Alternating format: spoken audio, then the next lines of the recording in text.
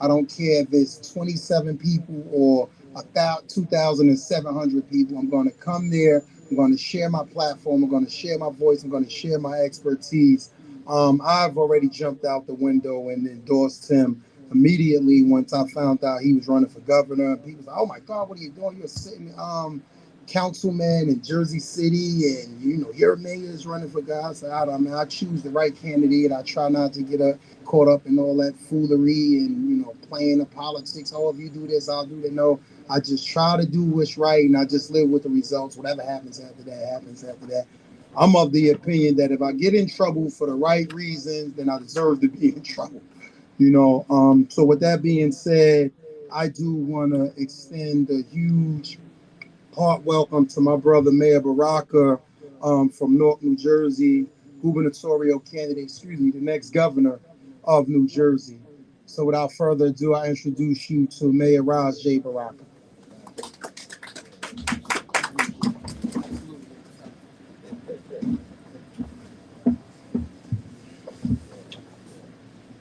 Been up here at this desk, brother. I don't know. I might have to do a football or something. I'm not. First, I just want to say thank you for allowing me and inviting me to the masjid. I appreciate that. I mean, to me, I don't take that lightly. Not everybody gets invited to the house of worship to talk in a place where you're giving kind of spiritual lessons, especially politicians. So I appreciate that for sure. And my friend Councilman Gilmore, who I think is doing an outstanding job over here representing Ward F and showing courage around the state and around in the city about what it is to govern for folks who usually their voices are not heard and they're not really engaged in the larger part of politics, and people usually do things to them and not for them, and so it's important that he is doing what he's doing. When I first saw that he was running and he won, I was excited about it because all of the conversation that I was getting was contrary to that being a victory. But he showed up and showed out, which is good. Reminds me of the early fights that I had in the city of Newark. So I made it my business to come over and see who he was and align myself with the work that's happening here in Jersey City. I deeply appreciate that. For all intents and purposes, for this race, for me running for governor, this is something that people wouldn't expect. It's something that I wouldn't have expected. If you told me 25, 30 years ago on Avon Avenue and 14th Street that you would one day be running for the governor of the state of New Jersey, I might have thought you was crazy. You had to get your head checked out a little bit, standing in front of Yusef Steak and Take, drinking Shabazz colas and eating steak and take, right? So I would have thought then at 20 years old that's something that's not in my cards. Coming back from Howard University in the household that I'm from, I'm not like a millionaire. My family is not millionaires. I'm not a war hero, except the battles that I had going back and forth to school to keep my sneakers and jeans, probably, and the fights that I had as a kid and as a young adult, fighting against poverty and homelessness and exclusion of folks in our community from being engaged and involved, and me organizing as a young man in the city of Newark at 24 years old, ran for mayor with $10,000 through fish fries and poetry readings in my daddy's basement. So, I thought I was rich then, by the way. But I just came from a family who taught me to keep my mouth open when other people keep theirs shut, to fight for the things that other people are afraid to fight for, and to love yourself and your community when the country is heaping mountains of hatred upon you, to make you feel the opposite about yourself, to take away your hope and your desire, to make you believe that your location has to be your destination, to always fight and speak up and organize in my community. And so that's what I've been doing. When I went to Howard, I knew I was coming back to Newark, New Jersey. My best friend was on his way to Annandale when I was on my way to Howard University. I caught public transportation and a train all the way to Howard. He was catching a 13 to Annandale. And I made a decision then that I would always come back to Newark to make sure that more of us were catching the train to the university and less took the bus to the institutions that they put us in, that some of us call universities too. But at the end of the day, I'm glad. I wouldn't want to live at no other time but this one. With all the turmoil that's happening in the country, all the turmoil that's happening in the world, all of the turmoil that's happening in this state that is being raised right now. This kind of moment that I think is our moment in New Jersey to do something very different than has been done in decades, right? The transparency that's being heaped upon us, the force that's being pushed against the normal politic or political body that exists in New Jersey, all of the stress that's taking place for a very specific reason. And I think this is our opportunity to do what needs to be done. People always ask me why you running. I think now is the time to get out here and get this done. That there is no other time, and that window will shorten. I was at a event at Trenton with the D9. I'm a member Alpha Alpha at the D9, and the State's Attorney General got up and said he was very proud of living in New Jersey, and he spoke about the things that are happening in New Jersey, and he said we should be proud of being in New Jersey because of its civil rights record, because of the things that New Jersey has done. And I was, had the luck of the draw to come up and speak right behind him. So, I didn't want to, blow the entire spot up. So I said I'm also proud to be from New Jersey, especially when we compare New Jersey to Mississippi, or compare New Jersey to Georgia, or compare New Jersey to Alabama, right? When you do those things, then you start to feel more proud about your prospects in this state. But when you start looking internally at what's happening in New Jersey, you begin to think differently about where we are. When you look at segregation in New Jersey, or our access to schools, or quality schools in New Jersey, you begin to see that there's some people that get to go to schools that make the USA Today's top 10 list. And then the others of us go to schools where the third graders, where half of them or more can't read on grade level, right? You start thinking about the neighborhoods in New Jersey, where some of the neighborhoods are incredibly beautiful, rich communities, diverse communities in some instance, to other people's standards. But if you live in Newark, just 8 miles away from Livingston, there's a life expectancy difference of 14 years, right? And that has to be addressed. And so you begin to think a little different about the state that you live in. If you look at the wealth gap in New Jersey, we have one of the largest wealth gaps in the nation. It would take us 200 years to fill or resolve the wealth gap in this state. If you look at the cost of living and affordability in New Jersey, it's becoming unbearable, not just for people of color, but for all people in the state. It's becoming unbearable and almost impossible to live in New Jersey because of the rising cost of living, because of the concentration of wealth, because of the state providing opportunity and incentives for millionaires and wealthy families and corporations at the expense of working class people in the state. Is becoming difficult for us to make a living. And if you look at the healthcare in New Jersey, we have some of the finest healthcare institutions in this state right now. Some of the finest healthcare institutions right now. The problem is most of us don't have access to those healthcare institutions. In fact, African American women die 7 times more than any other women in New Jersey giving birth in hospitals. That is greater than the national gap. The national gap is 4 times, which is incredible and big and too much. In New Jersey, it's 7 times, right? So there's a problem here that we get to overlook, that the state officials overlook in the majority Democratic state. When I say majority, the House in New Jersey is controlled by the Democrats, the Assembly.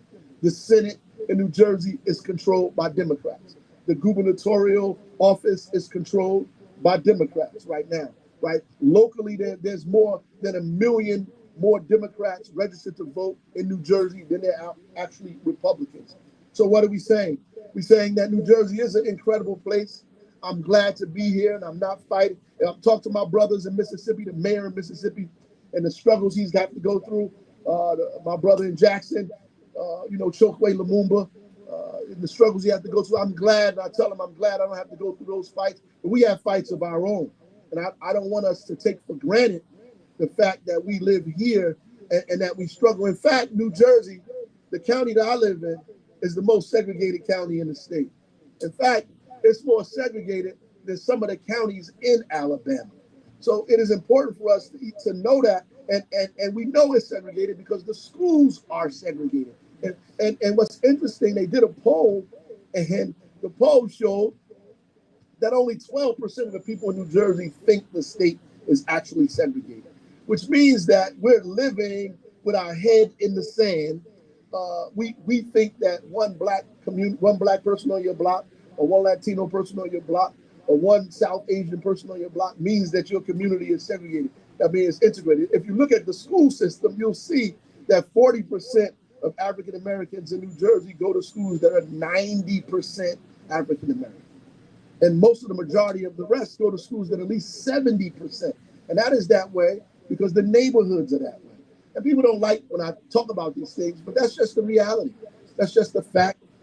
And because it's that way, so are the resources. So you talking about if I was born at 07108, if I was born in Ward F in Jersey City, my life expectancy is shorter just because of the social determinants of health in that community than if I lived outside of areas in Jersey City itself, right? And so it's important for us to address that. Why? The economy in New Jersey is stagnant because we refuse to address the problems that are keeping us stagnant, right? And those problems that are keeping us stagnant are our inability to invest in these communities, our inability to invest in small businesses, our inability to invest in diversity. God is good because at the base of it, he put our salvation and our ability to embrace diversity. The fact that we don't embrace diversity and inclusion causes us to be stagnant. And science tells us that a body in motion remains at motion. Like only thing that's alive is always in motion. So you can't be staying still. Either you going forward or backward. So if we in a stagnant position, we're going backwards. And the problem is the elected officials in New Jersey the state elected officials in New Jersey believe that the only way that we can move forward and release this stagnation is if we give more money and opportunity to corporations, if we cut their taxes, if we make it easier for them, if we attract business by saying they can come here and do whatever they want to do and not give back to our communities, if we give state New Jersey the latest tax thing that they came up with New Jersey to give senior citizens money off of their taxes. But if you look a little further, these are senior citizens that are homeowners, and most of them make about $500,000 a year. So your grandmama ain't in that. So when you're having this discussion and people say, oh, it's a senior program, just be careful because there's some seniors they're talking about and there's some seniors that ain't included in that, right? And this is how they organize their budget as we go through the budget process now. The budget doesn't include us, right? And so anything that does harm should be removed from the budget.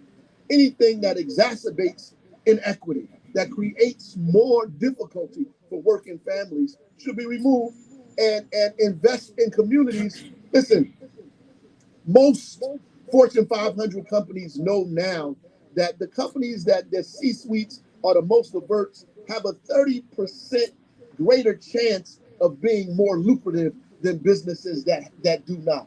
We should be investing in Black and brown communities. In fact, the state did their own study and showed that less than 1% of state finances go to Black and brown businesses that are led mostly by our women, right? African American women was in the forefront of the fastest growing businesses in this country and in the state. That's now being overshadowed a little bit by the Latino community, but both of those communities are being neglected, right? In fact, Latino businesses in New Jersey account for 20% of the labor force in New Jersey. 20%. That's a huge number.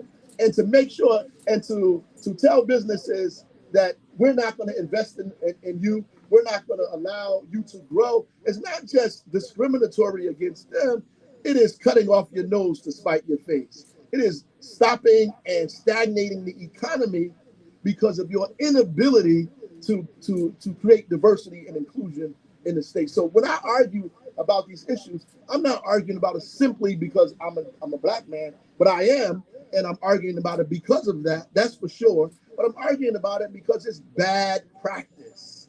It's economically destroying this state. And so until we do that, that's like them saying there's a labor shortage, right?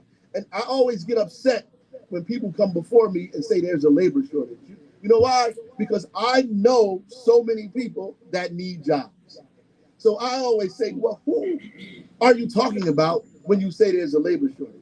What it really is an investment shortage and a shortage in concentrating on specific communities or folks that are underrepresented in those in that labor pool. We have to begin to be more creative and turn upside down this idea that we have to give everything away and invite big businesses to our community. What we need to be doing actually is beginning to expand the businesses, the mid-sized and small businesses in our state, begin to incentivize them to grow and to open up additional businesses in economically distressed communities. Right now, you can get a grant, a tax credit from New Jersey from moving your business, your corporation from one part of the state to another part of the state.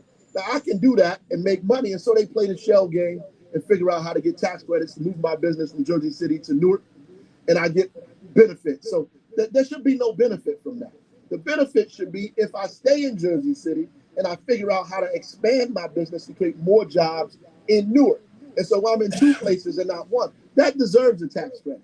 Not me playing the shell game and moving from one city to the next just so I can get tax credits from the state of New Jersey. So our entire platform that's been coming out gradually is centered on equity. It's centered on inclusion. It's centered on opportunity, right? It's centered on the things that we think will grow the economy, and it's centered on those things because of who I am. My perspective is different. My place of origin is different. My experiences is different, and people try to make that a detriment to the campaign, but I actually think it is a plus. I think that because I'm from Newark, because I grew up on Clinton Avenue and 10th Street, because I went to public school, because I'm African American, because my parents were artists and activists, that actually adds to the campaign. It's added value. That doesn't take away from what I'm about to do. It actually adds. It gives me a perspective that's different than a millionaire. It gives me a perspective that's different than these folks that come from these huge law firms. My perspective is different from careerists, from politicians who got into this to make this their career. My perspective is different. So when I enter the race, it changes the conversation. And when we walk into the state house, it changes how we govern.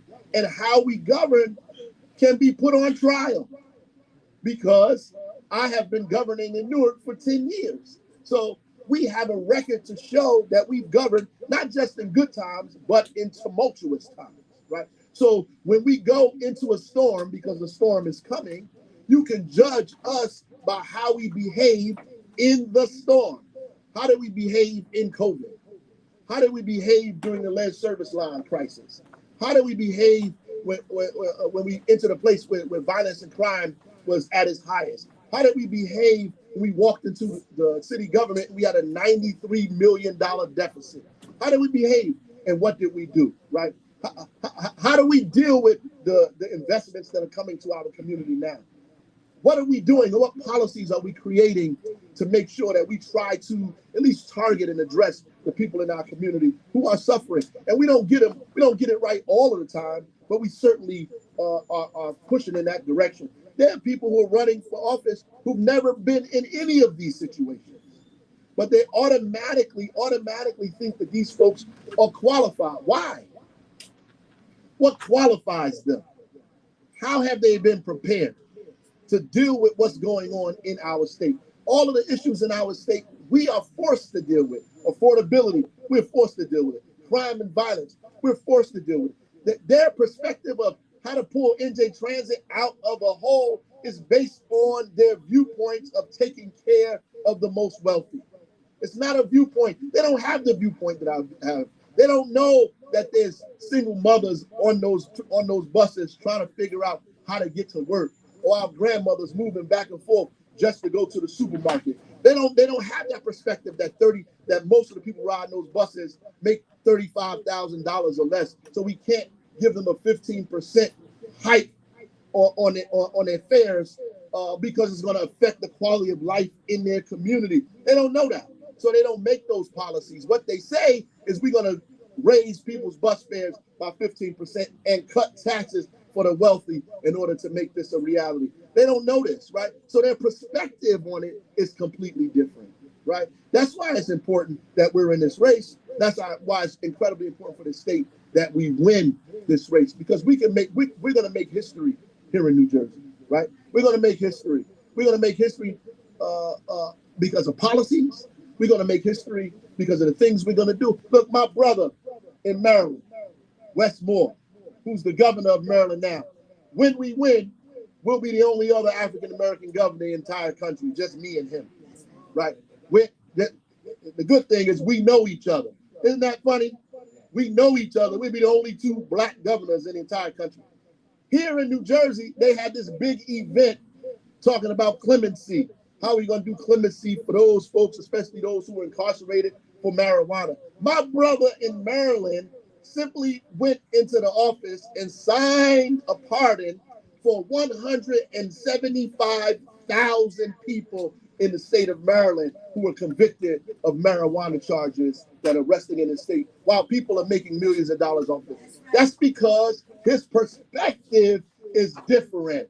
He got a different perspective. One day, not an event where we got to go through all these processes and do all this stuff. He pardoned 175,000 people with a stroke of a pen. These are the kind of remarkable and historical things that can and will happen. Somebody actually had a nerve to write on the blog on my Twitter, oh, we can't vote for him. He's going to do this. He's going to let prisoners out of jail. Like Wes Moore did, we may. But at the end of the day, not only will we be the second only governor in the state in this country, I'll be the fourth African American governor in the history of this country. Since the country was founded, I will be number 4.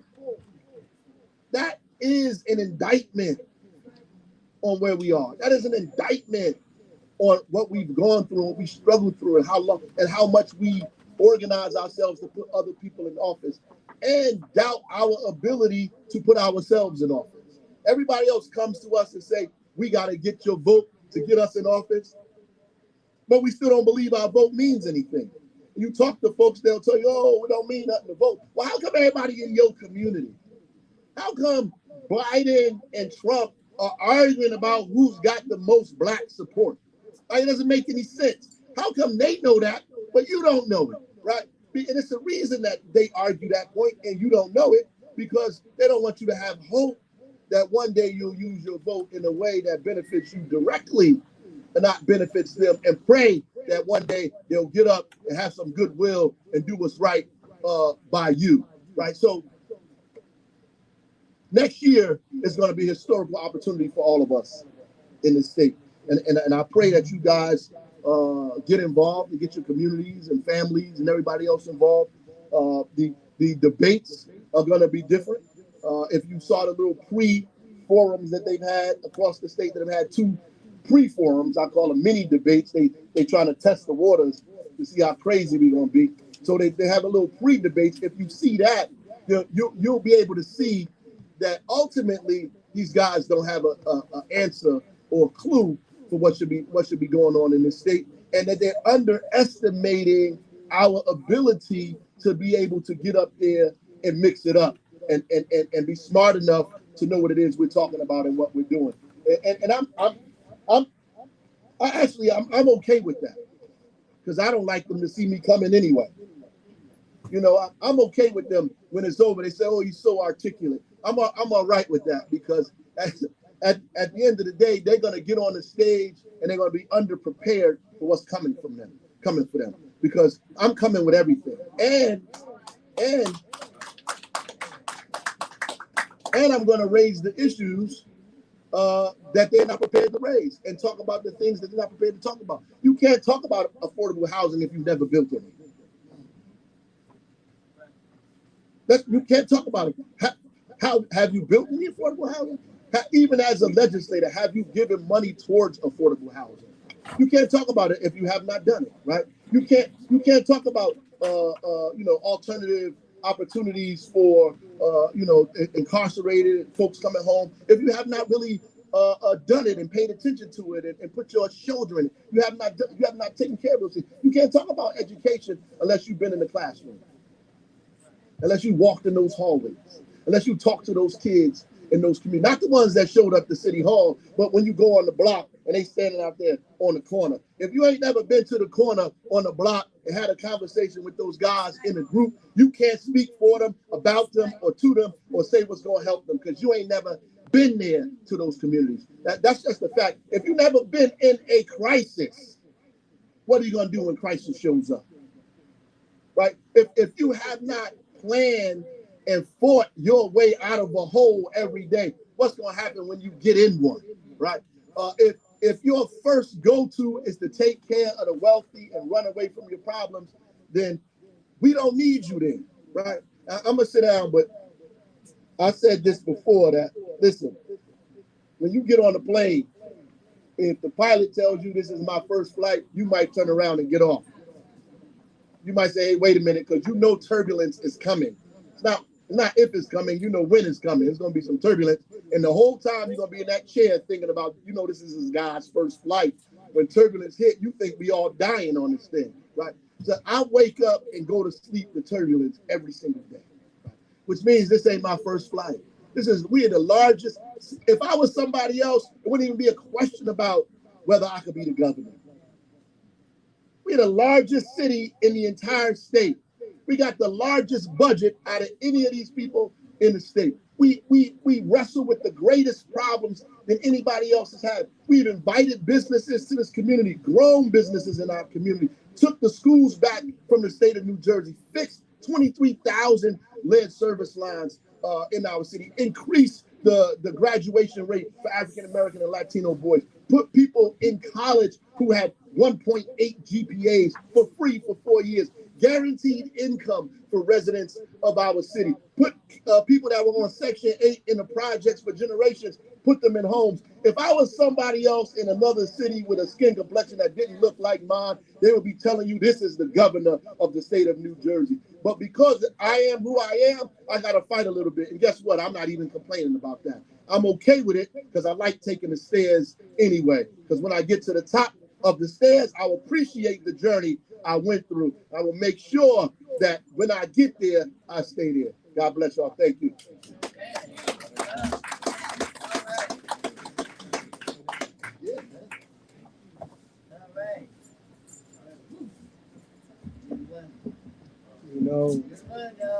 Peace and blessings be upon everyone here.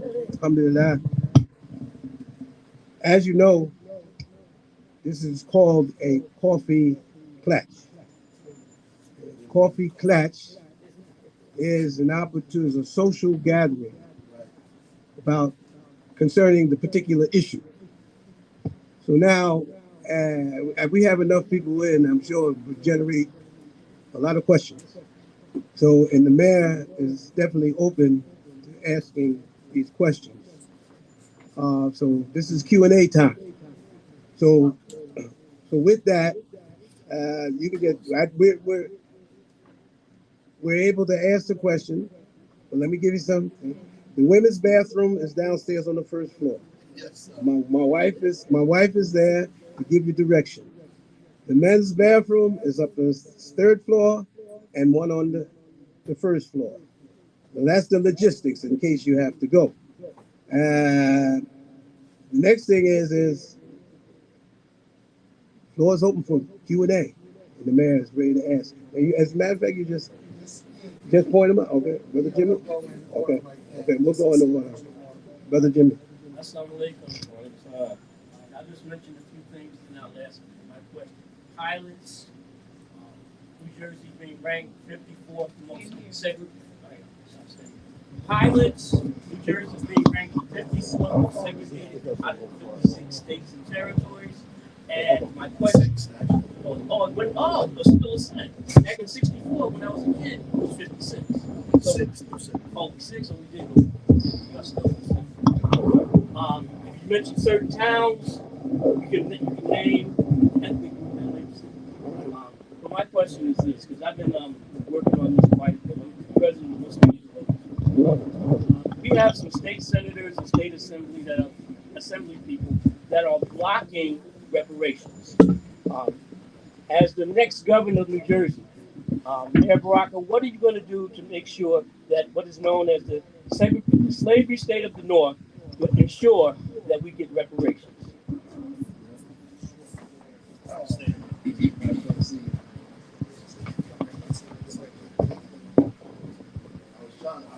was staying by the air conditioner. No, we can't. We're going to make that right now. It's all good. That's the question we should start with. We can figure that out. But yeah, so I did an editorial in NJ.com about reparations and what that looks like as a gubernatorial candidate and as the governor of the state. We did an entire editorial, and people want to make it believe that we're the only people talking about this. In fact, all over the country, folks are having this discussion about what that looks like. And it's important because it goes back to what I talked about earlier. In fact, in New Jersey, they won't even allow the folks to use the word reparations, right? So, they have a task force that the governor created. That's an equity task force that talked about the wealth gap, but it does not say the word reparations. Why? Because the state legislators are uncomfortable using the word reparations. And I told one of the reporters, I think that people are uncomfortable using the word reparation because it kind of convicts people. They feel like we're saying you're responsible for our situation. Well, you might not be directly, but there's some people that might be related to you that are. But at the end of the day, there's ways that. So first, we have to have a real committee that's focused on what reparations look like, right? And what does that mean? Like, does it mean baby bonds? And so I think everybody should get all women that are having children should get tax credits. I think they should get baby bonds and tax credits right away because it's too expensive.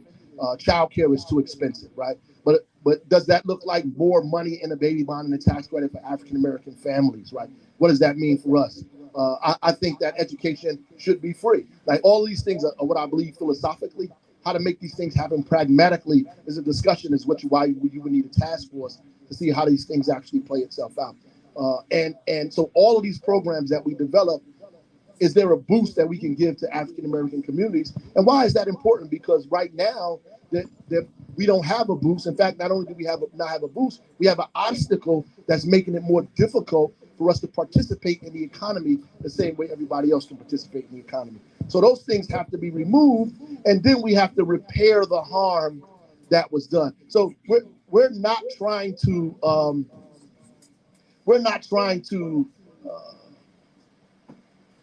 replace or like some people think you're trying to fix. There's no way that you can fix 250 years of chattel slavery and another 100 years of lynching and hundreds of years of Jim Crow and all. There's no way to fix that, right? What you can do is mitigate the issues that we have because of those things. How to repair the harm that was done that makes it more difficult for us to get loans for homes, that makes it more difficult for us to get insurance, that makes it more difficult for us to get access to healthcare, that make it more difficult for us to open up a business, right? Makes it more difficult for us, for our children. Why our children are dying, quicker than other people's communities. There are things that we can do to talk about how to mitigate those issues. And the good thing about this, and so it's never talked about in this way. And the good thing about it is when those things happen, the community will automatically engage in the economy, which actually is a boost for this economy. And if you know American history, anything that we have created has benefit us. More people benefit from it than anybody else, right? So the idea of affirmative action in the beginning, before they started attacking it, was created to mitigate those issues. But everybody else benefited more from affirmative action than we actually did, right? So our fight for more democracy benefits all Americans. So when we say we want repair, we need repair, and we have to have the courage, because that's what reparation is. The base of that, you educators, is repair. right? So we need to be repaired, right? There's no way you're going to be made whole, because there's no way you're going to make me whole for 100 million, 10 million people dying in the Middle Passage alone, right? You're not going to make me whole for 250 years or 60 years of chattel slavery, from dividing me from my family, from lynching me. You can't make me whole. There's nothing you can do to make me whole. What you can do is repair some of the harm that was created because of what happened.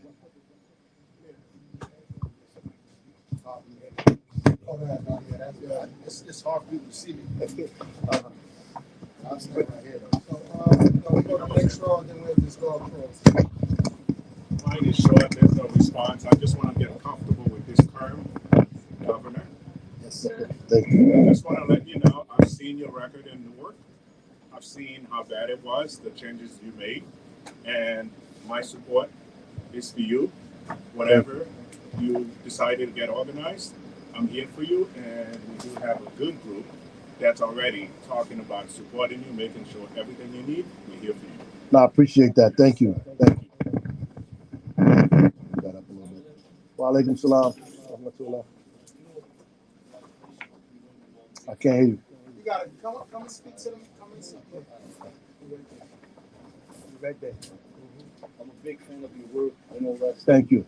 So, I grew up in Jersey City all my life, born and raised. I feel like Muslim kids, we get discriminated against. I'm gonna tell you why. Because you should have a law for schools for the Muslim kids to get out early to pray Jummah. That's one thing that I care about. A lot of these Muslim kids, they don't get no chance to pray Jummah and stuff like that. And then I got another question. A lot of my younger cousins, they Muslims, and they feel uncomfortable. Schools teaching them the LBGT curriculum is. I think you should make a law like if whoever wants to do it, whoever wants it. And that's my. Well, that's just the reality. That can happen now. But what I'm about to say, like in Newark, we just we allow Muslim students to celebrate Ramadan, to come out for iftar, to do all those other things. We've done that in Newark.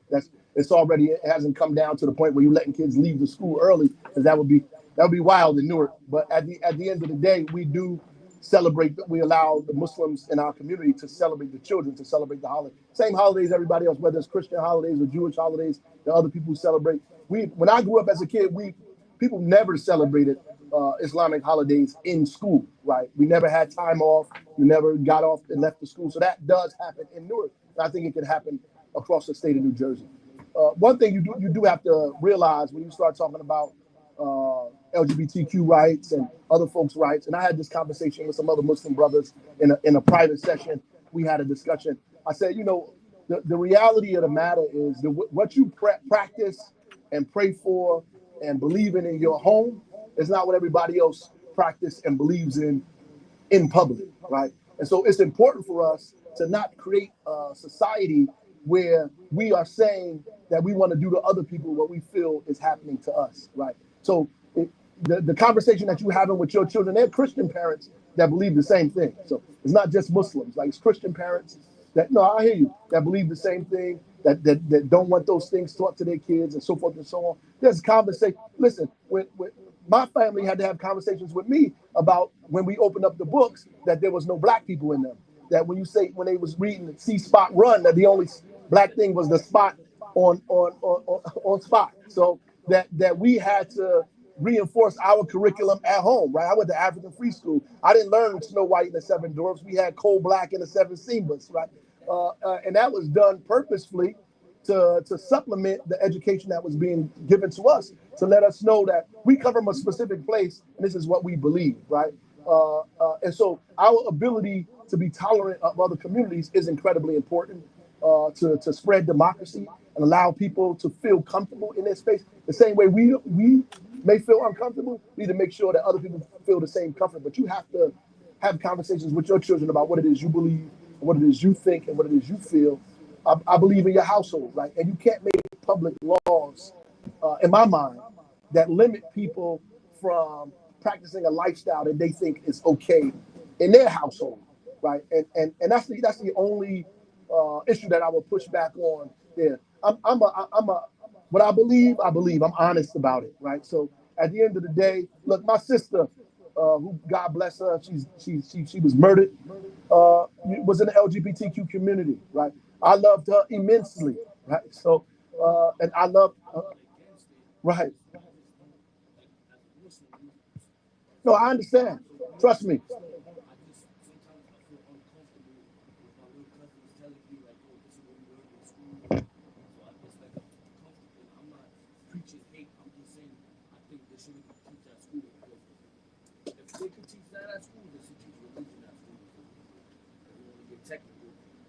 Well, I mean, what I'm arguing is that if you make laws that prohibit specific things from being taught, then that's a slippery slope that we don't want to go down, especially us. We know how that slope ends, right? What that's going to look like. Once you start dictating those things, then they start burning books. And the first books they burn is Maya Angelou and Toni Morrison, right? So we have to be careful,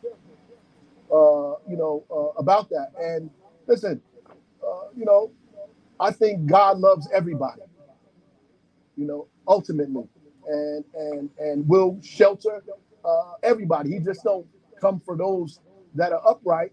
He goes for those that are not, right? And so it's important for us to understand that. I think that everybody deserves the opportunity to see their images in public in places that show them in progressive and positive lights. I believe that everybody should have the ability to see themselves as beautiful, as strong, as progressive, no matter what they've chosen, right?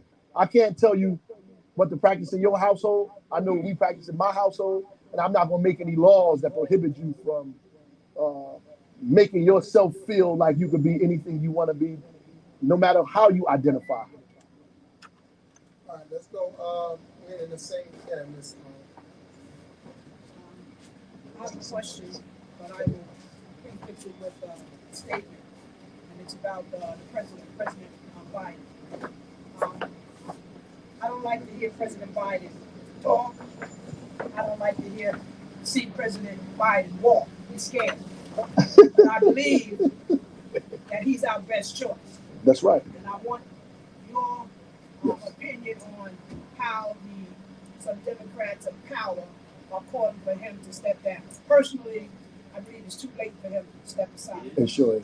And I would like for you to also speak a little bit about Project 2025. Right. Because everybody's been saying, Maya Angelou said, if people show you who they are, believe you them. need to believe them. That's right. And I believe Project 2025, Trump already states what he's going to do. Right. And so I want your opinion on how you feel about all these high-powered Democrats calling for Biden Right. to step down. I think it's elitism, and this kind of elitism that exists in the party exists in the country, right? This kind of class elitism that exists. First of all, this is not a popularity contest. It's not a contest about who could dance the best. It's not a contest about who could dress the best. It's not even a contest about who could speak the best. It's a contest about who can govern the best. And that's important. And the things that, and look, I don't agree with Biden on a few things, right? There are things that I can go back and forth about with individuals that I went back and forth about, individuals that I love, that believe what I believe about things that Biden has done or allowed to happen. But he's not Donald Trump. And we have to be careful when we get into this idea in our head that we become elitists, that we think that our individual views or individual issues are more important than our collective issues, right? And so we have to be careful when that happens, because Trump is a dangerous person, right? This is a dangerous person that sets a dangerous precedent for this country, and is going to come after very specific people. This is a guy who had a Muslim ban. So when Muslims tell me they're not going to vote for Biden, I hope they're not saying they're going to vote for Trump. I'm trying to figure out, we're always in this dichotomous relationship that forces us to choose the lesser of two evils, or folks that do no harm. But the reality is we have to get involved and engaged more so we don't find ourselves in these situations. Here's a guy that you're okay for allowing to win, who had a ban on all Muslims coming into the country. This doesn't make sense for us to support that. Doesn't make sense for women to support Donald Trump. Doesn't make sense for African Americans, to progressive people to support Donald Trump in any capacity. I'm a mayor of a city, one of the largest city in the state. If Joe Biden does not do the American Recovery Plan, if he does not give cities direct dollars to not allow these cities to go under after COVID, we lay off hundreds of cops. We lay off hundreds of police officers. We lay off hundreds of school teachers, crossing guards, healthcare workers. Why? Because we don't have the budget to finance these things, because people weren't paying their taxes. There's no taxes being paid. There's no hotels being stayed in, so you don't get the hotel tax. Nobody's parking their cars, so there's no parking tax. Without that funding, we're crushed, right? Without the work that Biden did during that time, we still in COVID today. As a matter of fact, all that stuff that did happen. If it wasn't for this whole dollars that he gave for infrastructure, the infrastructure bill, there's millions, even billions of dollars being infused in state economies for development and growth around infrastructure and jobs being created. That doesn't happen, right? So I can go on and on, just from a perspective as a mayor of a city, right? But as a social justice advocate, as a person from the community that I live in, from Newark, it makes no sense for me to advocate against Biden now and say we need somebody else at this stage of the game. We always come to the game late.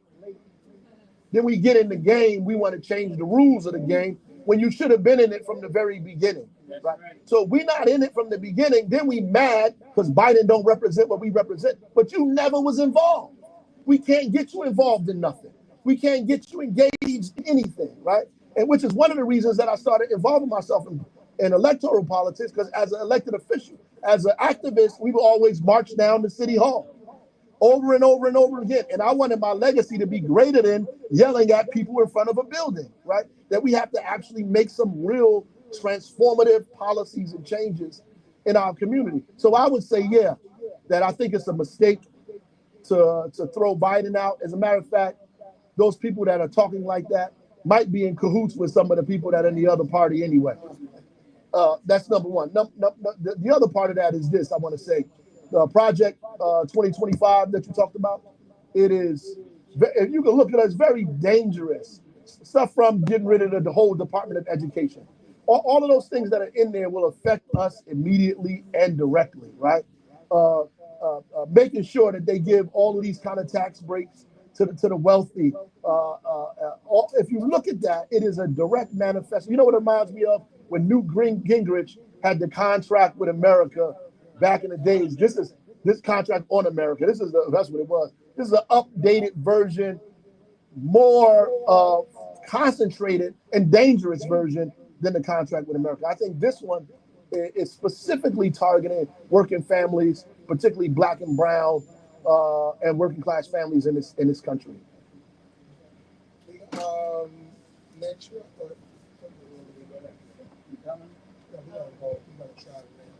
yeah, young lady. Wa alaikum salam. I will start by appreciating the mayor for coming to a community like this, especially grassroots. And what you said, I see that it takes somebody from the grassroots to treat things from the grassroots. That's right. And I also want to commend you because your city has the large numbers of Nigerians. That's right. And that I'm opportunity to be here today. Right. I feel I have to be here. I'm very busy, but I have to be here to speak. One thing I want to ask is, because I'm going to vote, and I'm going Good. Thank you. If you don't have 2 votes, you can have mine. I'll put it Me and you. But my question is, out of all you said, 2 things I'm going to ask. The first one is ability to be able to help the Black women in business. It took me pain to hold my own business. Right. Most especially. Right. Because when you get to a place, the first thing they notice about me is my accent. Right. And that pushed me away. So what platform or what plan do you have for immigrants that found themselves here and doing the right thing? How can we be helped? Right. That's the first question. The second question is, I was in a community where I saw you from afar. And my question was, how do we make accessible need to know rights? Because if you don't know what you have access to, you can never get it. That's right. And by so doing, whatever the contribution I have for the community, I might not be able to give it out. Right. So, what are the plans that can really educate people on black women? Because a lot of black women are out there. They have plans, but to execute the plans is a very big job. Right. In the city of Jersey City, it took me 2 years just to have a small place. Why? Because I'm a woman of color. Why? Because I'm a woman with assets.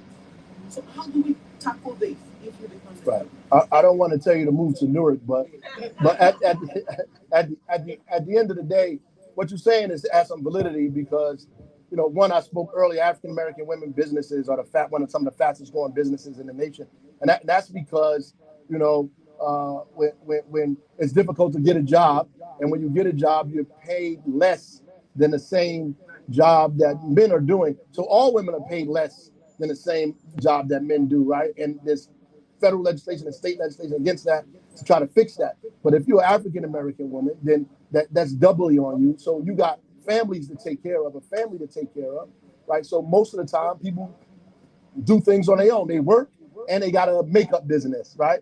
They work and they got a hair care business. They work and they cooking out of their kitchen. They work and they do all these specific things. And then they may decide to go into that altogether completely.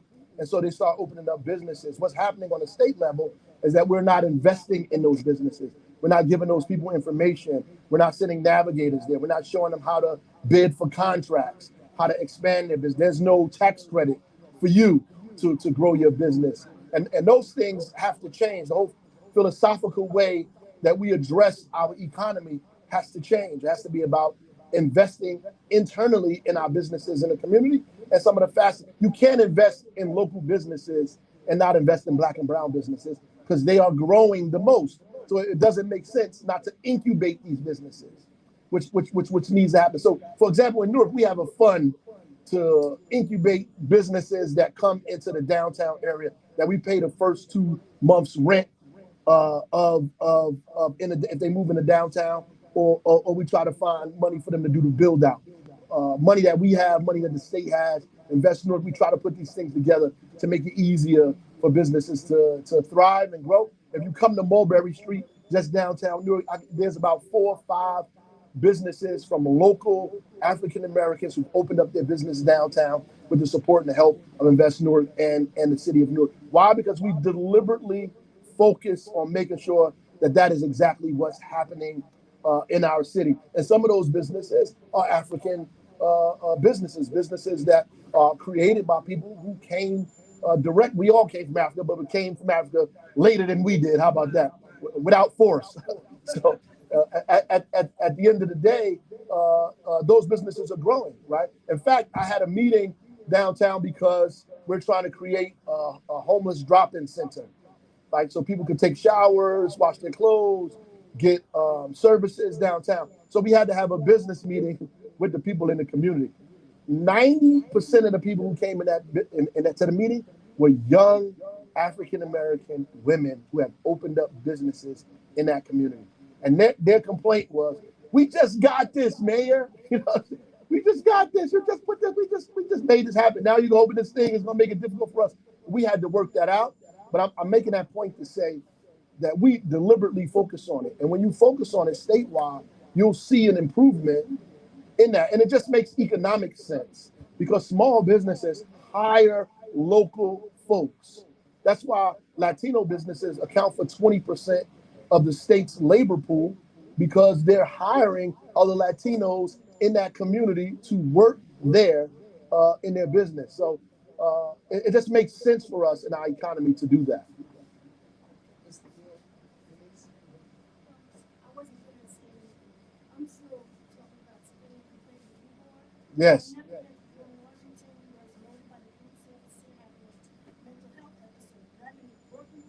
Where is this?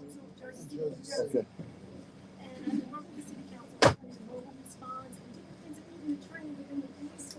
Right. I don't see that any cooperation in terms of how we can even change the training with people in crisis. I'm not just talking about mental health. I'm Right. talking about senior citizens like autism, dementia, a variety of things that go on that I experience right in my neighborhood. Right. A person who was in office here, Right. in my community, who experienced a mental health episode. And the police brought and the interaction and different things I saw in your city. Right. A phenomenal program working within the community, but I don't see how they connect in regard to the police training and how we can communicate with our police force because they feel unsafe. Listen, Right. when they approach black and brown Right. community. And we want them to feel safe, but we also want our community to feel safe. And we can mobilize the community with the police force Right. to be able to communicate and how we can do that across the state because I feel that there's so many communities that have a better program that we have in the city. And even as far as our public safety here, doesn't seem to want to cooperate or Right. work with our community. And I feel that there's a disconnect Right. in terms of our community just overall, as a community, as people in general, suffering high crisis because there's so much crisis going on. It's just not mental health. Right. It's the children. Right. It's addictions, something homelessness. And the thing is, the first person they see would be the police officer. But for them to be trained to understand maybe the options to step back and to be able to train our community to step in when it's necessary. Right. I just see there's such a disconnect. Right. And I'm looking at the CC, the City Complaint Review Board, because my family was there, and they never once, we had 4 generations, the police officers walked in, SWAT, never approached one person in my family for help. Right. So, first of all, if you live in these communities, you got some level of trauma. Let me just make this. Yes, sir. Please, this is that time of Q&A, and we need your help. For whoever has a question, please come up to the mic. We have an overflow that's downstairs, We can't hear you. and they cannot hear you, and they want to be a part of this. Right. So please, Yeah. please come on up whenever. No, I heard you. I'm gonna repeat everything you said. I got you. I got you. You- Yeah, you- you come up there. Yeah. So, and so the question was about CCRB and relationship between the police and the community to deal with the trauma that we have. If you live in these communities, you grew up in these communities, you have some level of trauma. So trauma-informed care is important, not just for police, but for the school system, for everybody, right? And if hospital workers, everybody has to have some level of trauma-informed care. And what we try to do is create a what we call a coordinated intervention response to all of these issues. Doesn't mean we don't have problems in Newark, because we do, right? What it does mean, however, is that we have mechanisms to argue with each other, to work our problems out, to engage with each other about how to respond better to these issues and to these circumstances that go on. A civilian complaint review board is not the end all. We got one in Newark, but it doesn't have subpoena power because the state Supreme Court denied us subpoena power. We're waiting for the state legislature to pass a law that would allow us to have subpoena power. But CCRBs cannot review criminal cases. So what they can do is review police misconduct, right? So the minute it's a criminal case, it goes over to the prosecutor's office. But any police misconduct case, CCRBs can actually look at. But if they can't subpoena documents, then they're never going to have any real information. So it's almost like a paper tiger without the subpoena power. We need to fight for that. That's one thing. The other thing is it takes time to create the kind of ecosystem. If I told you we just put this together and in the next year it was working well, I would be lying, because it took us years to get us even to a place where police was even willing. Right now we have folks from our Office of Violence Prevention sit in ComStat with police officers to discuss issues that take place. They're in ComStat, right? We have a whole office that used to be a police station that's now the headquarters for Office of Violence Prevention and Brick City Peace Collective right now, right? So this is things that we created. It took us time But we created that, and we still have pushback from a few officers who have the old mentality and from the old ways. But at the end of the day, the prevailing idea is what we're doing. We actually get state funding for some of the work that we do, right? Because the state has an Office of Violence Prevention as well that they created. And guess what? So does the United States government. Biden-Harris administration created an Office of Violence Prevention as well. So what we're doing is something that's happening nationally, and I think is inevitable that it happens across the state of New Jersey. Just have to have somebody, a governor, or somebody that's going to push it. Right. That's exactly right.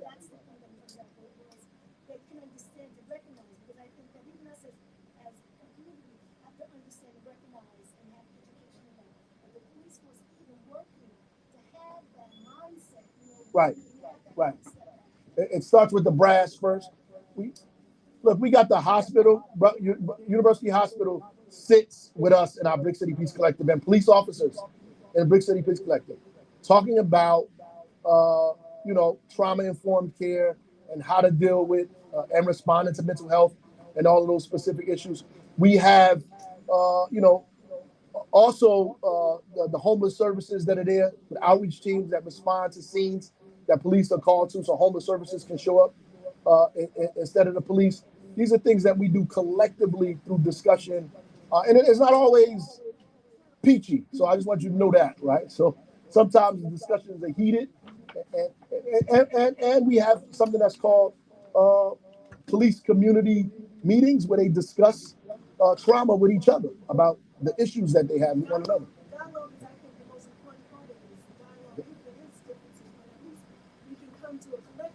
Right. You're very welcome.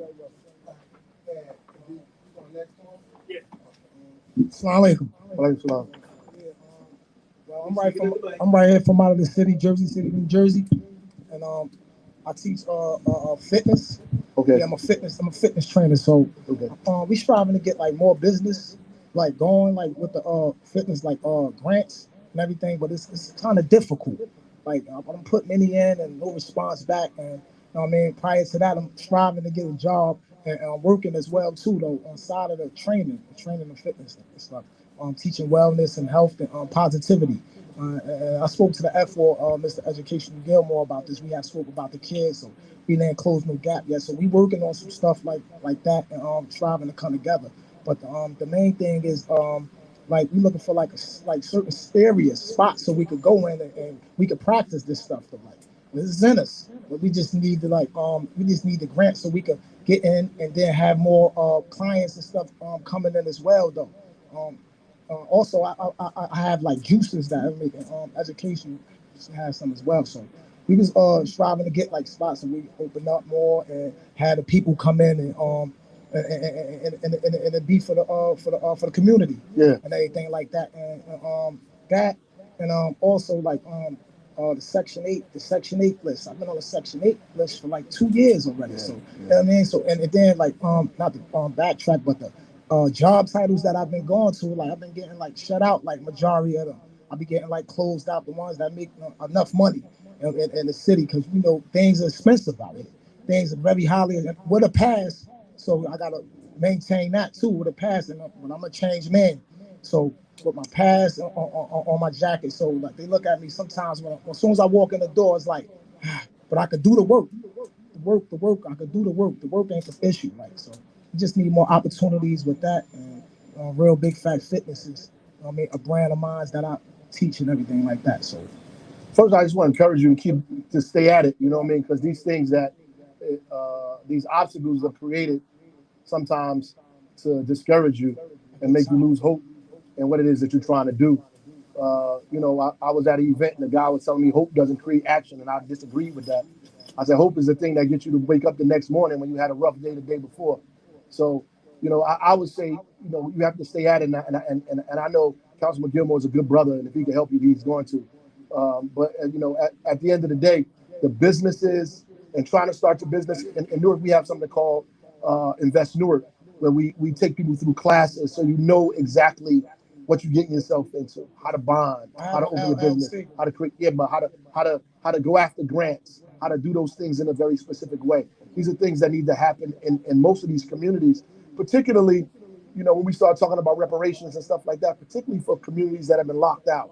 Like, how do you create opportunity for people to get into homes, right? To use their Section 8 voucher to own a home. How do you create opportunities for people to take the little bit of money they have to incubate a business and start a business of their own and put them through classes for free? These are things that we could talk about on a statewide level to help cities, because really that's the work of cities. Cities really have to do that work, but giving cities support and a leg up to give them the resources to work on that, right?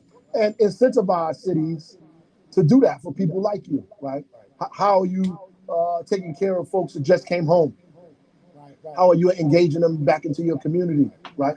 So we have a program in Newark where we actually hire folks who just came home in DPW and let them move up and they do specific things. There's a gentleman who now runs our entire youth department, Tariq Roland, who came in through Reengagement Center, who started off on the back of a truck in DPW, who's now running a department for workforce in the city of Newark. So those programs work. They can work if you commit yourself to it. So the state investing in that is something I would be willing to do if cities have proven programs that could show that they're making these attempts and actions for people that are formerly incarcerated, for folks who are not even formerly incarcerated, who come into the community, try to open up their own businesses and do something right for the community. And you coming home to nothing. I know. So you got to work as neat, and then kids and provide. I'm from Newark for real. Yeah. Right. Yeah. I'm not. Yeah. I didn't catch the bus there, so I know how difficult it is. Trust me, and which is why we try our best to give people. Listen, when I was a kid in Newark, people took care of me. I'm thankful for my brother and for people in my community that made it so I didn't have to take that bus to Annandale, who, when things were going left, directed me to my house, right? Who walked me to my home, who took care of me at Club Sensations when things got crazy, you know what I mean? Who was down there, who got in front of me when things was going crazy because they knew I had something that everybody didn't have, that had the opportunity to do something other people didn't have. So I make it my business, and sometimes get in trouble for taking care of people who took care of me when I was 17. Because when I was 17, I could easily have been in a situation that somebody else was in. I could have easily picked up a pack from an individual that was out there. I could have easily, got involved in something I have no business getting involved in, being in front of Yusef Steak and Take on Avon and 14th Street. Easy. But because I had good friends and good family, they made it impossible for me almost to get myself engaged in that.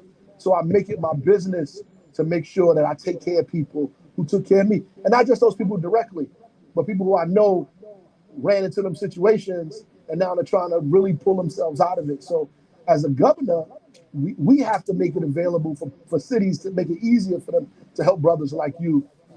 Because if I help you, you're going to help 10 other people and not even know it. Right? Because when they see you, their possibilities increase because they see you did something, you came from where they came from, and you made something happen. So you actually prevent crime just by your individual success. That's my perspective. See, the other people ain't got that perspective because they wasn't in front of Yusef Steak and Take. Now it's earned though. I earned it. So when it's earned, I didn't say it's earned. I went to earn, so I'm showing you how to earn it, and you could get it like how I got it. For sure. And be better at it. Yeah. Possibly be better at it than me. Because people always say, last thing, I argue with these guys. We have men, I argue with them who say, if you don't know how to rap, you got to hustle. I'm not with that. Because the majority of our people in our community don't rap or hustle, right? They do all kind of other stuff, right? So we putting that on our kids, making them believe that these are the other options. And they believe it because those are the people they're around, right? And so it's important for me to take care of you because now you prove the devil a liar. When you show up and say, you got to do this or you got to do that. No, you don't. You can do what this brother doing right now. Yeah, appreciate you.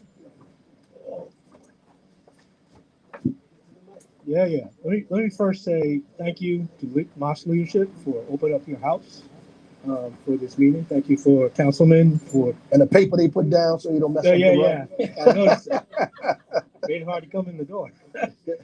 Thank you, Councilman, for putting this together, and thank you, Mayor, for Yes, visiting sir. Jersey City again. It's good to see you. I just want to make one quick comment for my question because I used to live in Newark, and I go back and forth between Newark and Jersey City.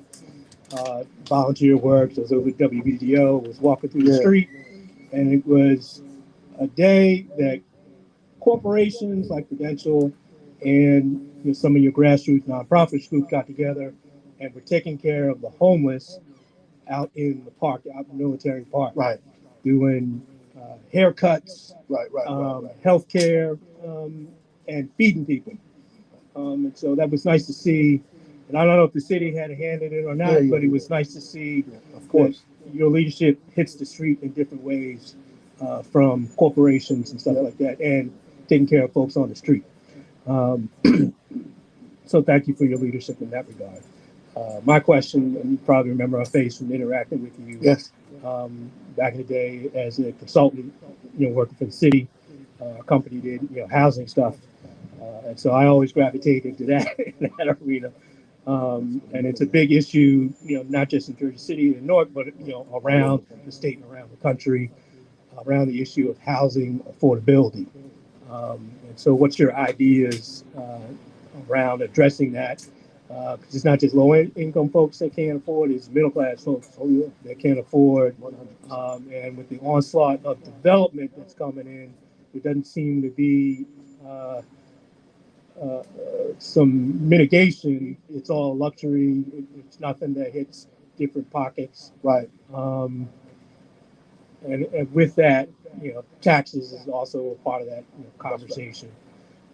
So how do you address housing affordability Yep. at different levels so people can live wherever they want to live?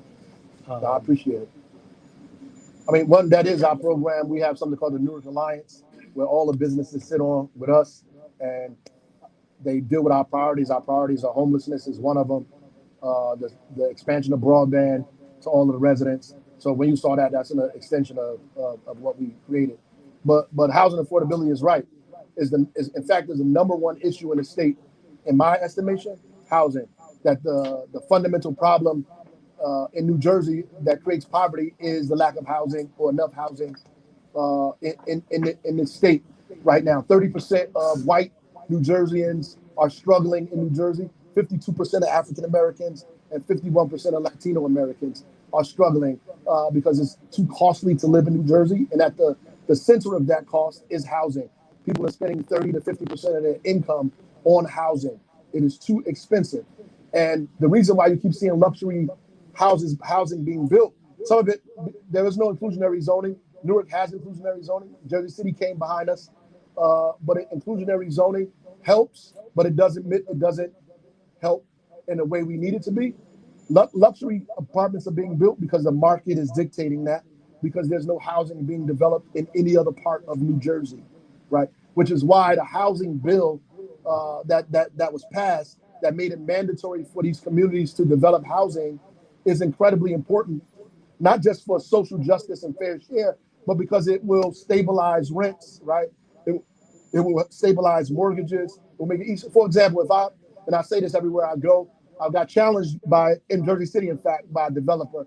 But, the facts are the facts. If I grew up in Milburn, which is one of the wealthiest cities in Essex County, went to Milburn High School, and one of the high schools that I talked about earlier, Milburn High School is on that list. Top 5 high schools in the nation.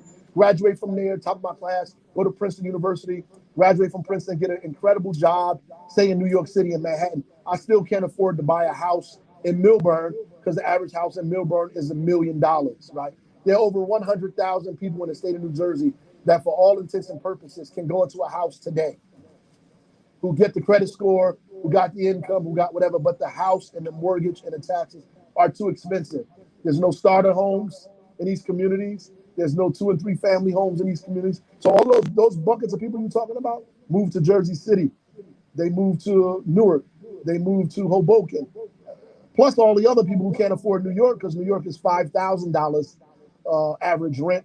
New York is $5,000. 90% of the housing units, the apartments in Jersey City are over $2,000, right? So it drives people to Newark and to East Orange, by the way, which is the next bedroom community. as well. So it's a whole market for that because there's no housing developed in other people's communities. Like there's a lot of, the best housing to build is housing around transit. And there are whole studies that have been done by Regional Plan Association that has identified acres and acres of land in wealthy communities in New Jersey next to transit or close to transit with no housing developed there because the zoning ordinances don't permit it. They make it difficult. So you can't put a two-family house, two-family, three-family house there. You can't build a starter home. You can't add an ADU. ADU is a dwelling unit I can add to my house or on top of my garage. Maybe I want my grandmother to live there, or I have somebody that's disabled in my family that they can live there, or my kid coming home from college can live there at the same time with reduced rent. These are things that can't happen in these communities, which makes it difficult. So we have to push harder and faster. We have 260,000 units in the state of New Jersey. We need to build affordable units that we need to build now, like today, in order to deal with the affordability crisis. We're only building like 3,000 units a year in the state. We have to improve that. So we do need more building. We just need more building across the state of New Jersey in areas where it's the most beneficial to us and begin to stabilize the rent. Fundamentally, capitalism is supply and demand. So when there's no supply, right, the cost rises.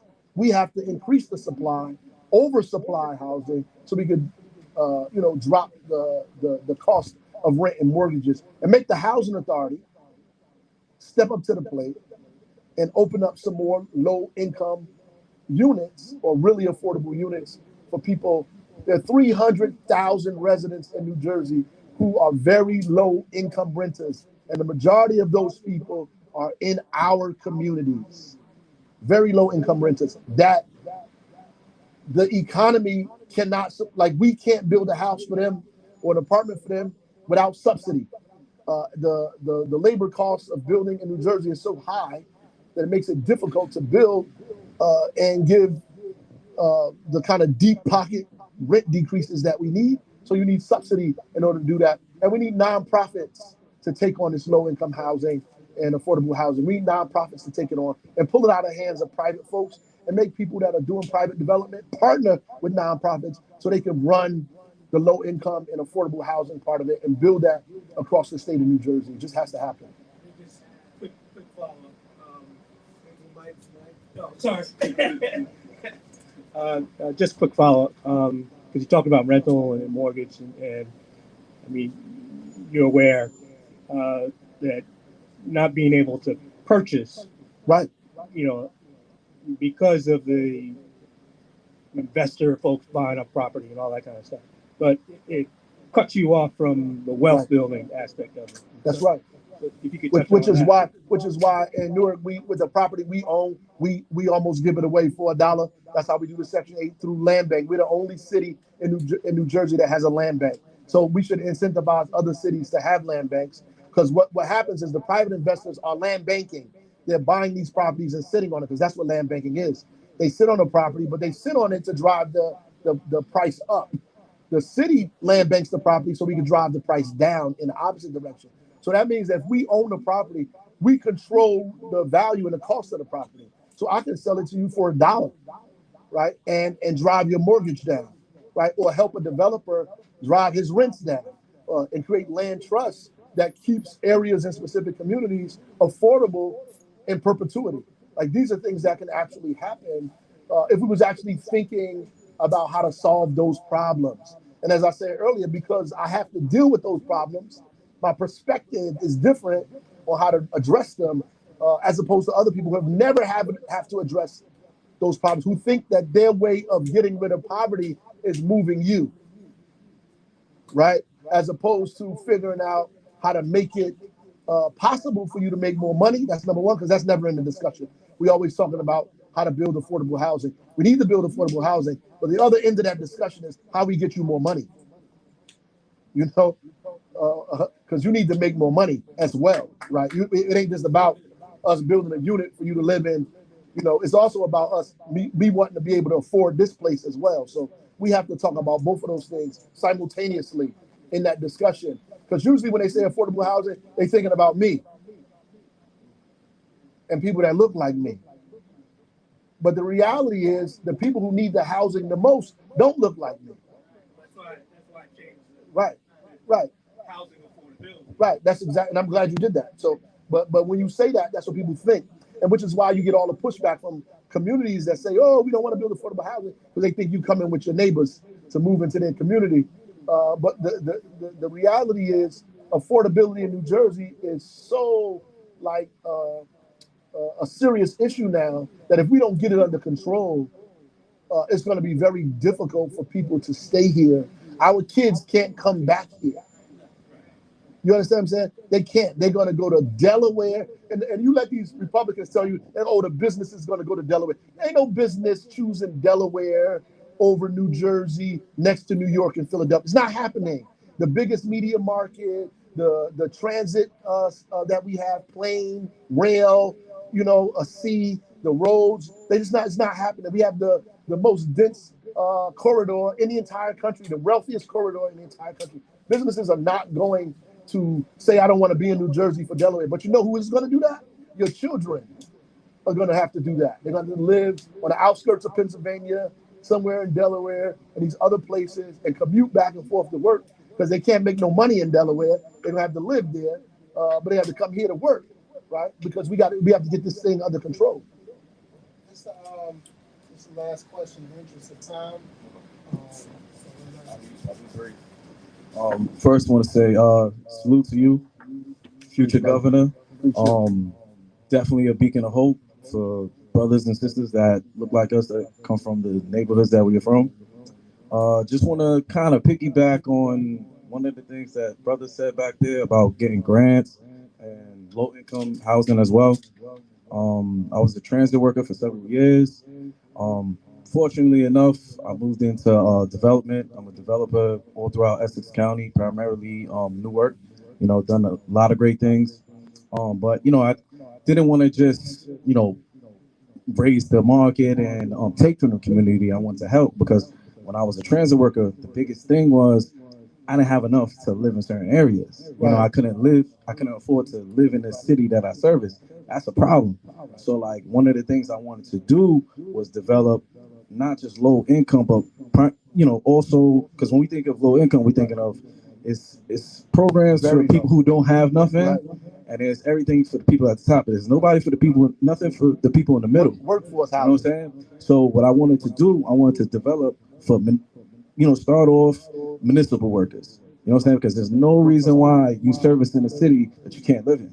You know what I'm saying? So the first thing I did, I went out to Trenton. I spoke to gentlemen in the DCA office. So I was like, I told him my plan, my initiative, put together a package. And I mean, to be frank, he was like, yo, I'm be honest. You might want to hire, I'm not going to say, he's like, you might want to hire somebody that's going to package this and kind of spearhead it because don't look like you. Exactly. Me, I like adversity. I don't like being told what I can or cannot do. Right. Especially when I'm trying to do right. Right. So I went full steam ahead, got a team behind me, and I'll be honest, it was like chasing my tail. He was right. He wasn't just trying to play me. He was like, he was speaking facts. So like to touch on what he was saying, it was very hard to get a grant. I wasn't able to get it. Doesn't mean I stopped. I'm still developing, still doing my thing, but at the same time, I want to help the people that need it because I was in their shoes, and it's hard out here. Am I wrong? Right. And like I said, there's stuff for the bare minimum, but the people in the middle it's like everything comes from them. There's nothing for them. So I just want to be able to obtain grants and stuff. I have a nonprofit as well that I'm building up, working with a lot of people. Like you said, Center of what's it called, violence and everything. Keisha, done a lot of work with her. Y'all are doing great things. Just want to get your take on that. I appreciate that. Yeah, that's actually right. Yeah. It's called workforce housing. Yeah. Okay. So that's the kind of the and so to be honest with you, people not in the middle. Right? Yeah. They making $40,000, $50,000, $60,000 maybe. That's still like a couple of paychecks away from having nothing. but especially in New Jersey. So Yeah. at the end of the day, that workforce housing, what you're doing is incredibly important. It's right. Yeah. And just to let you know, you're not the only one. I met a guy in Cape May that don't look like you, who sleep in his car because he can't afford to live in Cape May, but he works there. Okay. He got 2 jobs in Cape May. Yeah. He sleeps in his car to work at those 2 jobs and then puts it back up. Yeah, You know, I've been there. top of the turnpike. I put some sleep in my car too. So that concept about workforce housing is incredibly important, and the state does, by the way, support and give credits for workforce housing across the state. But the emergency is so big. Yeah. Like we have 250,000 units we have to build of low income housing. It makes it difficult. So this is why we need to sit down really with a housing task force and figure out what we're going to build, where we're going to build it, and work with community folks locally. Because right now there's the state advocates that are fighting against local municipalities, trying to force them to build. We need to figure out what people can build, what we need them to build, and work with them to get it done, to get the resources to make these things happen. I think we need to pull in all these nonprofit organizations too. Cool. Like to do that. So, but I'm gonna remember you, brother. Trust me. Pull you in the right direction. Thank you. Yes, sir. Assalamu alaikum. Right on time, brother. Right on time. I'm going to try to take up this last few minutes by reminding the mayor about a subject that came up in the Q&A that I haven't heard so far, but is in relationship with education and education funding for inner city schools. Right. And I heard you mention something in the way of we got to get away from segregation in order to really improve upon our schools in terms of resources available to them, and what makes sense, what makes real sense as far as education is concerned here for New Jersey. Would you respond on that for me? Yeah. The funding formula is outdated and wrong. It needs to be changed and fixed. And we have to fund communities not just based on income, but also based on need. So schools need to be funded based on special needs children that they have, and to be funded also based on the diversity of the school. We need to give a bonus to schools that have more diversity than others. So if I go to a school that's predominantly one race and not the other, then a school that is working to integrate that environment should get a bonus. And that's the beginning of it, right? I think that all the schools in New Jersey should be community schools, should be organized around, all of the resources that exist in our community.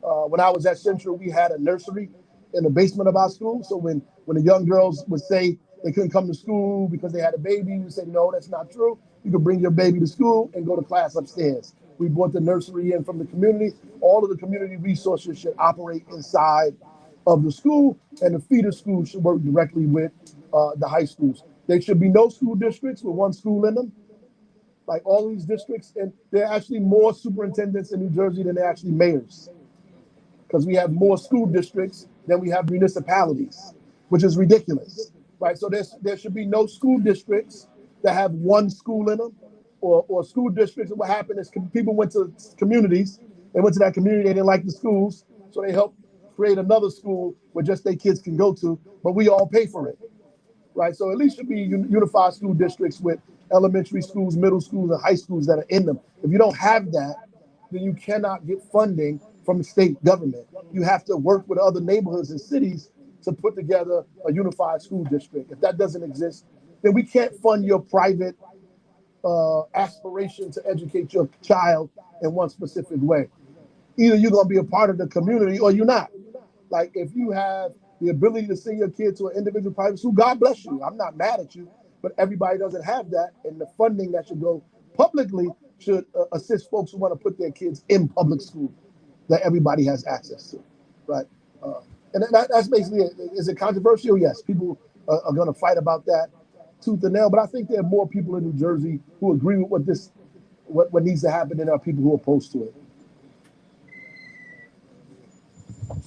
With that, I'd like to thank the mayor for coming on out. I'd like to thank Councilman Gilt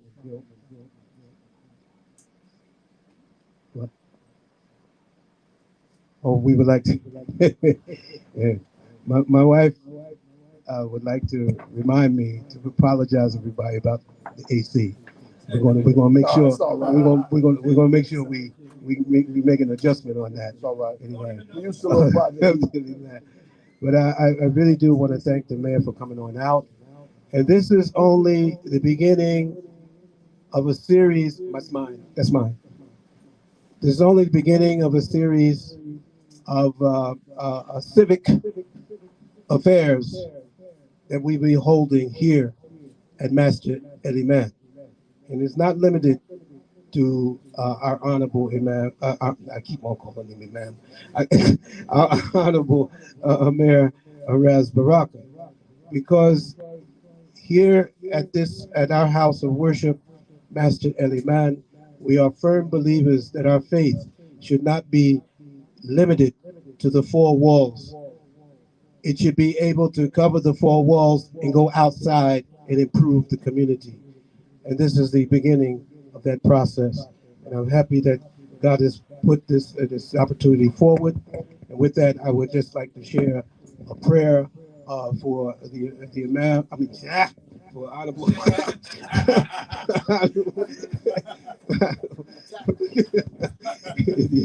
the Honorable Mayor of Newark for coming on in and initiating this information education period for the community, specifically Jersey City right here, and that we're Masjid El Iman, located at 598 Communicable Avenue, across the street from Kentucky Fried Chicken. Anyway, Bismillahirrahmanirrahim. With that, the Arabic of it, this prayer is, it's a prayer of, it's found in Quranic scripture. This is what it's a prayer that was for the youth who sought refuge in the cave. And they sought refuge in the cave because they wanted to get away from the chaos that was going on in their city. And they needed to get away. So they sought refuge in the cave. They give history of these youth who sought refuge in the cave after the prayer. But anyway, the prayer is Rabbana atina min ladunka rahmatan wa hayyi' lana min amrina rashadan. The prayer is simply, our Lord, bestow mercy upon us from your presence and dispose of all of our affairs in the best manner. And so I extend to you, Honorable Mayor of Newark, New Jersey, may God bestow his mercy upon you from his presence and dispose of all of your affairs on this journey in the best manner. And I thank you. Thank you. And thank you everyone for coming on out.